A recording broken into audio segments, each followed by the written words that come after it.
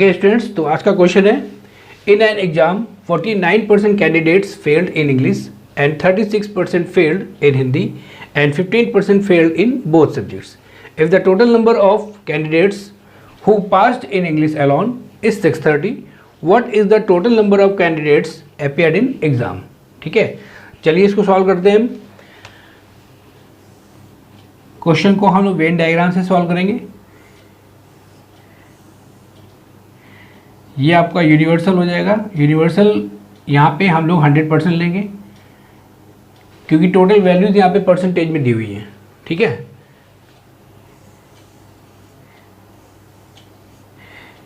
ये इंग्लिश का सेट है.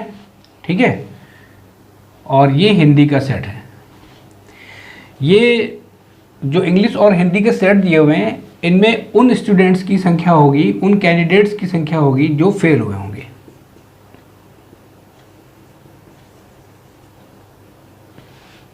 ठीक, अब देखिए सबसे पहले हम लोग यहाँ पे जो इंग्लिश और हिंदी में फेल कॉमन बच्चे, जो बच्चे इंग्लिश और हिंदी दोनों में फेल हुए हैं उनको हम लोग यहाँ पे लिखेंगे क्योंकि ये कॉमन पोर्शन है इंग्लिश और हिंदी का. ठीक है, यहाँ पे 15% देखिए फेल्ड इन बोथ सब्जेक्ट्स, तो यहाँ पे आपका आ जाएगा 15%. ठीक है, अब देखिए इंग्लिश में टोटल बच्चे कितने फेल हुए थे? 49%. ठीक, जिसमें कि हम लोगों ने 15 लिख लिया, 15 हम लोगों ने लिख लिया, तो कितना बचा? 49 माइनस 15. 49% minus 15% equal to 34%. ठीक, हिंदी में देखिए, हिंदी में आपके टोटल बच्चे कितने फेल हैं? 36%. 36% में हम लोगों ने 15% लिख लिया है. ठीक है, तो यहाँ पे आपका आ जाएगा जो बचा हुआ पोर्शन होगा ये आपका आ जाएगा 36% माइनस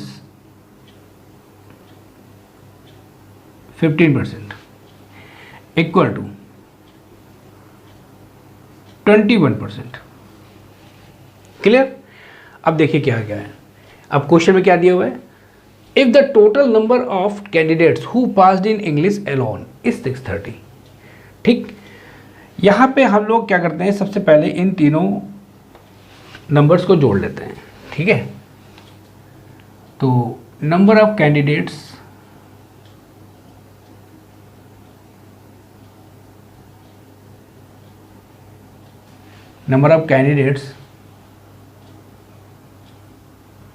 who are failed, जो कि फेल हो गए. अब देखिए कैंडिडेट्स अगर एक सब्जेक्ट में फेल है तो भी उसको हम लोग फेल मानेंगे, अगर वो 2 सब्जेक्ट में फेल है तो भी हम उसको फेल मानेंगे. ठीक है, तो यहाँ पे ये 34% plus 15%.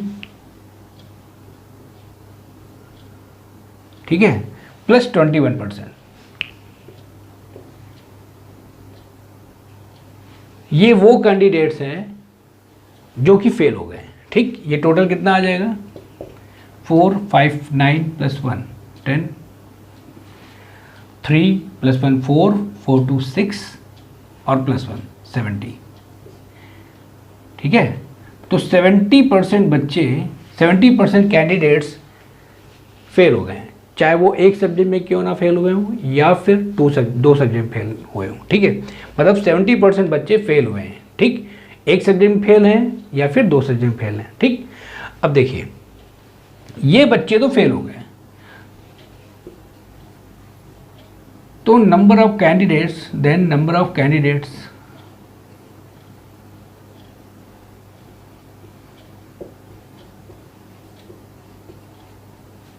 who are passed.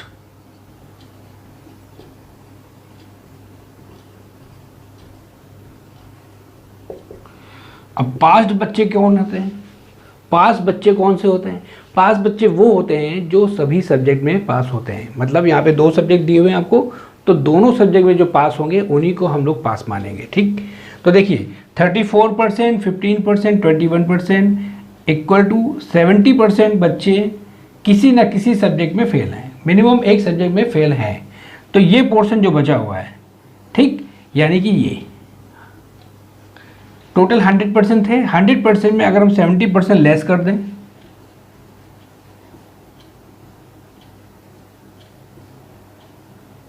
Equal to 30%, तो ये बच्चे जो हैं 100% माइनस 70% इक्वल टू 30%। ठीक, तो 30% बच्चे वे हैं, 30% कैंडिडेट वे हैं जो कि दोनों सब्जेक्ट में पास हैं। ठीक, याद रख, समझ में आ गया।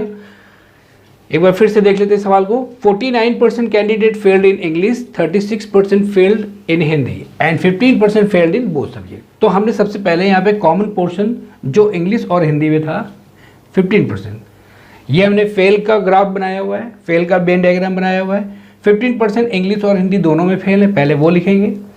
फिर उसके बाद 49% कैंडिडेट फेल इन इंग्लिश है, तो टोटल 49% था यहाँ पे।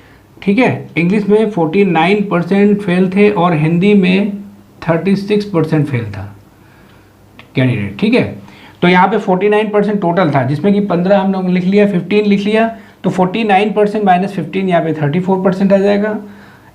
हिंदी में 36% टोटल फेल थे, जिसमें कि हम लोग 15% लिख चुके हैं, तो 36% माइनस 15% इक्वल टू 21%। इन तीनों को ऐड कर देंगे, ये आपका आ जाएगा 70%। ये वे कैंडिडेट हैं 70% जो किसी न किसी सब्जेक्ट में फेल हैं, मतलब फेल कैंडिडेट्स की संख्या है 70%। देन पास्ट कैंडिडेट की क्या संख्या होगी, 100% टोटल थे, अगर हम फेल कैंडिडेट लेस कर देंगे तो जो संख्या आएगी यानी कि 30%, ये बच्चे आपके पास बच्चे होंगे। ठीक है, इन्हें हम कहेंगे कि ये बच्चे पास हैं। ओके, अब सवाल देखते हैं क्या कह रहा है। सवाल में इन्होंने दिया हुआ है, if the total number of candidates who passed in English alone, ठीक है, is 630। Candidate passed in English alone, number of candidates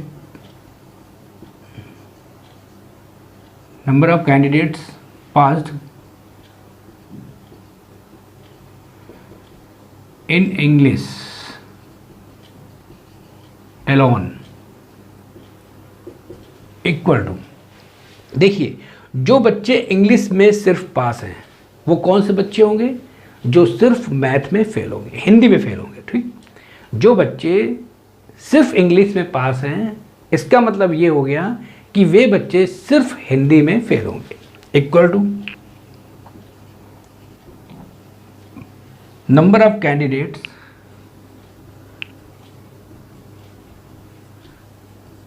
failed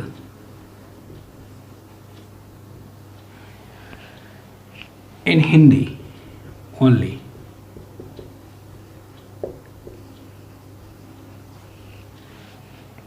equal to 21%। 21% candidate ऐसे हैं जो सिर्फ हिंदी में फेल हैं। ठीक है, 21% कैंडिडेट ऐसे हैं जो सिर्फ हिंदी में फेल हैं।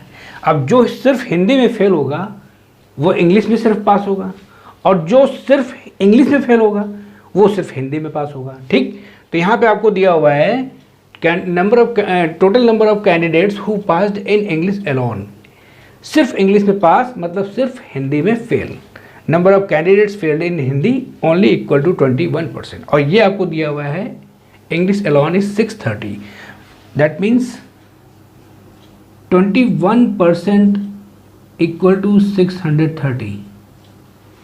ठीक है, तो इसको सॉल्व कर लेते हैं हम लोग। 21%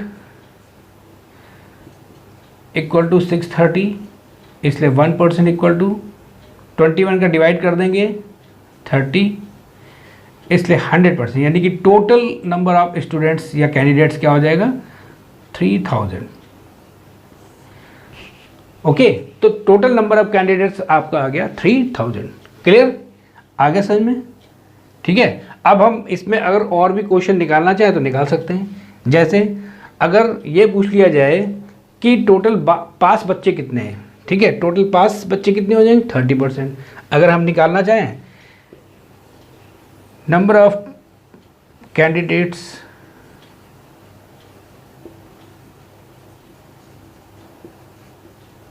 who are passed in both subject, तो ये इक्वल टू आपका आ जाएगा 30%। 100% आपका कितना है 3000 है, या आप कह सकते हैं 1% इक्वल टू 30 है, तो 30% कितना हो जाएगा 30 इंटू 30 यानी कि 900। ठीक है, ये आपका आ गया 900 बच्चे ऐसे हैं जो दोनों सब्जेक्ट में पास हैं। ठीक, क्लियर, आगे समझ में। इस क्वेश्चन को हम लोग एक और मेथड से भी कर सकते हैं। ठीक है,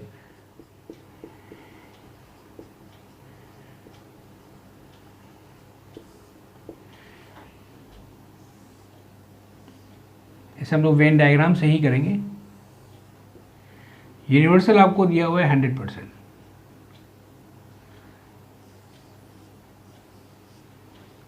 ठीक, ये इंग्लिश का सेट हो गया और ये हिंदी का सेट हो गया। ये फेल का ही वेन डायग्राम है। ठीक, यहां पे हम लोग मान लेते हैं ए, बी और ये सी।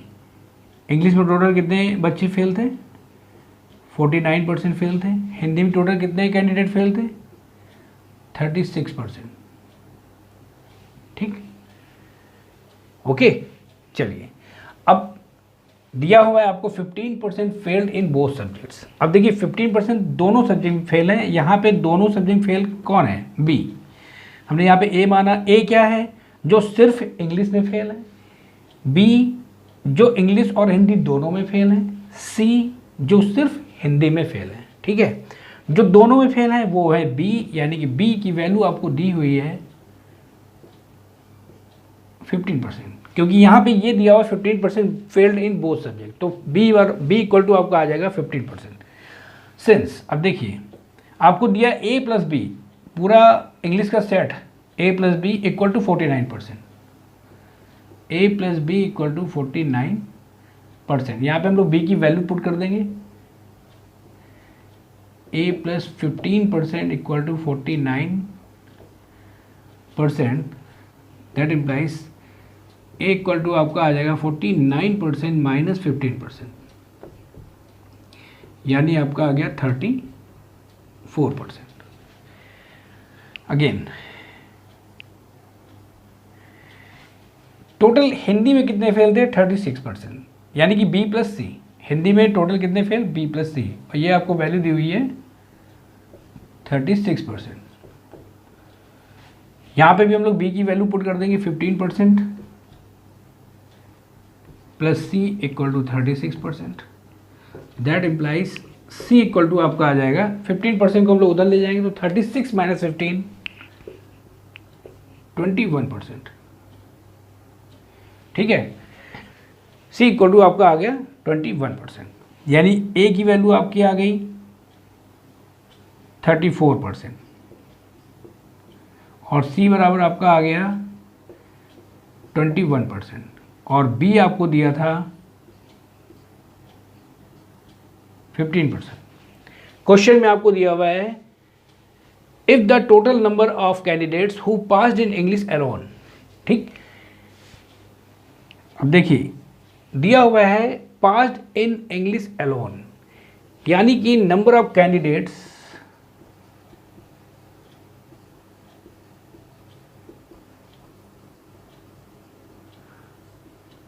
Passed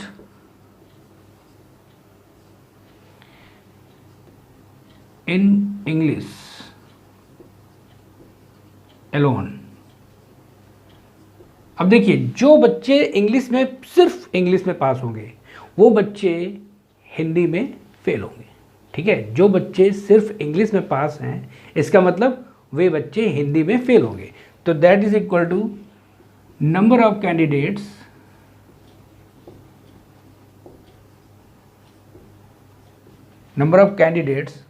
failed in Hindi only।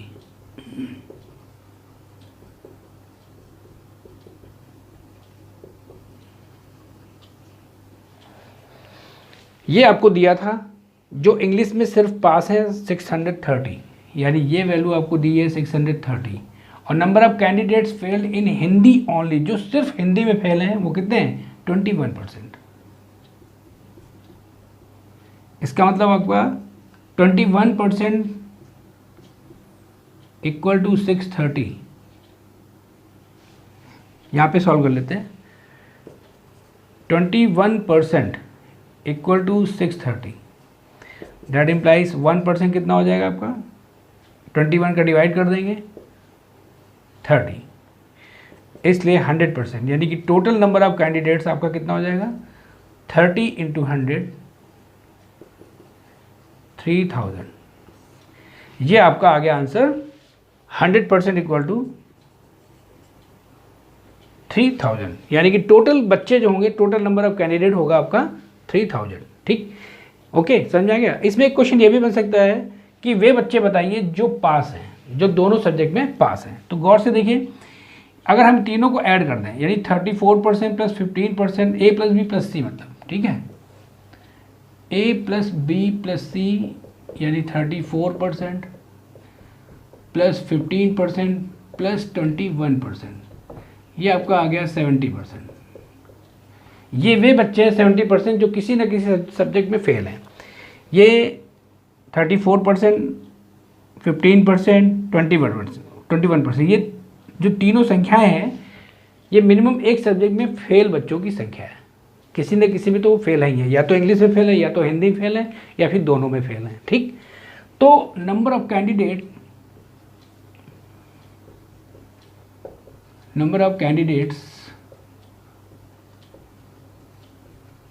who are passed